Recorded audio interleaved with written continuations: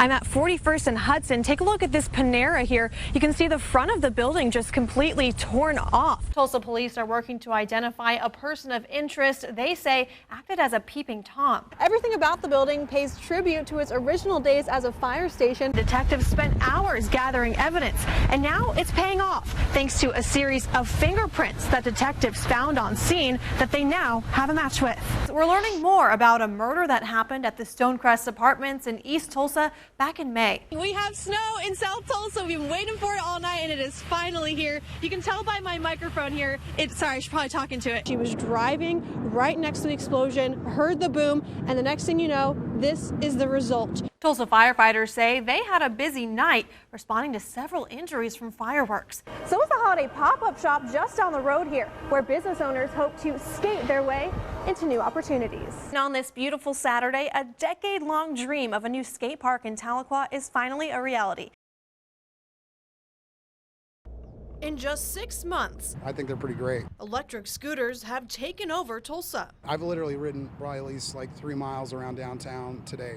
But as more people power up the e-scooters, more people are also ending up in the ER. There is no question a lot of people are having fun on the scooters, but it definitely does increase the injury potential. Dr. Jeffrey Goodlow is an emergency physician at Hillcrest Medical Center. He and his team have seen a steady flow of patients coming in with scooter injuries since they first hit the streets in October. Seeing a lot of bruises, sprained wrist, broken arms. And that's just the start. Even very small bumps in the road, so to speak, people can fall off. And when they do, they strike their heads. We can see some serious head injuries. I checked with local hospitals and found Tulsa's medical centers don't track scooter-specific injuries. But the CDC did a recent study in Austin, Texas, and found 45% of accidents on e-scooters involved a head injury, and 15% of those were traumatic. Less than 1% of riders were wearing a helmet. And it really just underscores people are out there having fun, but they got to be careful because it's a real potential for injury. And last month, a scooter accident went beyond injuries and resulted in the death of a 5-year-old boy. Police say a mother was riding an e-scooter with her son, Caden Reyes Ortiz, on board when she swerved to avoid a car. Caden was thrown off into the way of an SUV and died. It's an accident the city doesn't want to be repeated. Ultimately, I think it comes down to an enforcement perspective from the city. Nick Doctor is Chief of Community Development and Policy with the City of Tulsa. Since the deadly accident, he and the city's legal team have worked to add more regulations to scooters in Tulsa. Things like setting a minimum age requirement of 16 and clarifying which parts of town riders can be on the sidewalks. We think that they still serve a really valuable use for our city, but it's making sure that everyone's aware of how they should be used and that the interactions between them and other street users are done well. Tulsa police say they have no data on scooter-specific citations and likely haven't written any tickets for people riding inappropriately. The city says once the new rules are in place, police will have specific rules to enforce. Does the police department have the resources in place to be enforcing these rules? We'll be using the police department in strategic ways and making sure that we're focused on the safety of everyone there. Nick says despite some issues, the scooters have benefited the city. In just 6 months, there's been nearly 300,000 rides in Tulsa with 70,000 unique riders. They become a key player in Tulsa's transportation system. At this point, I think the numbers in which they've been used demonstrate both their need and their popularity. And both city officials and doctors say while the scooters can be dangerous, following simple rules set by the apps and following the rules of the road will help keep riders safe. This first one is the day my daughter was born. This is the last picture I have of my mom. A loving grandma cradles her first granddaughter in her arms.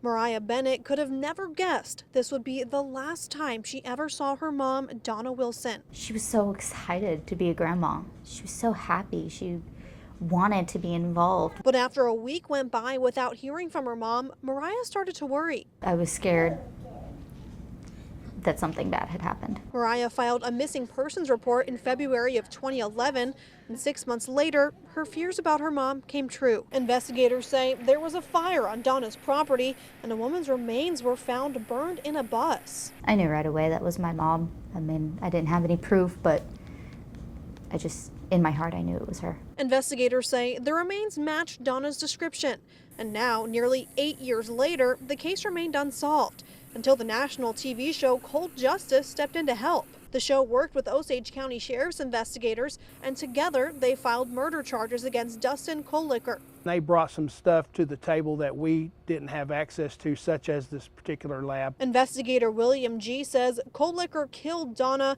then burned her remains to hide the evidence.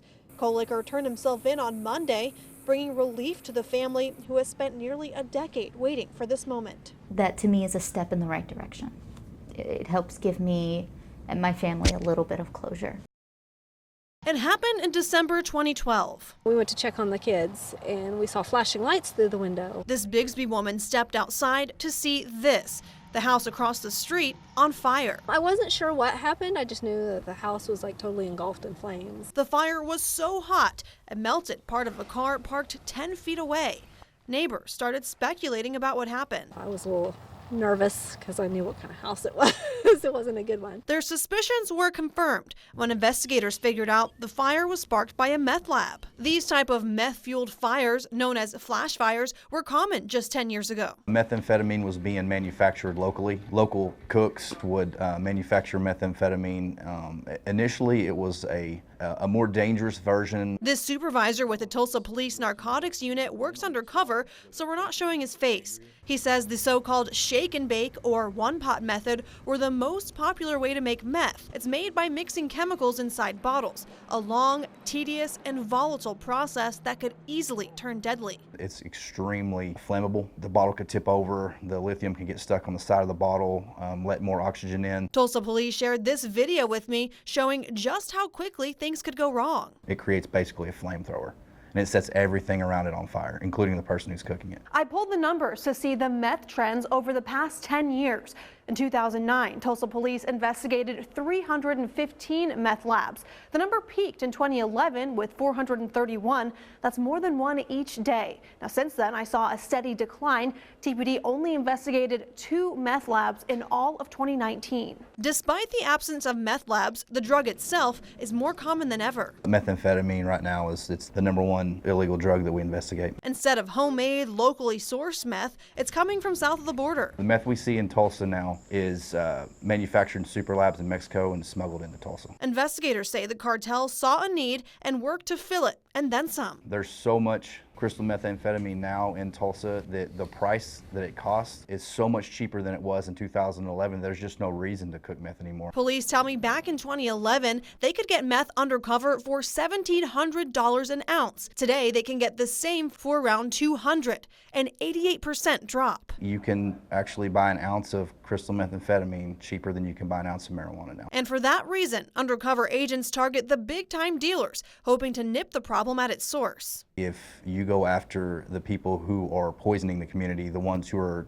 just basically making money, that's all they care about is making money. They don't care about what family they destroy, what life they destroy. Agents are also working with other cities to stop it from coming to Tulsa. If the goal in the war on drugs was to wipe the streets clean of it, we've lost. And we've lost big time. We can just fight it as hard as we can on our level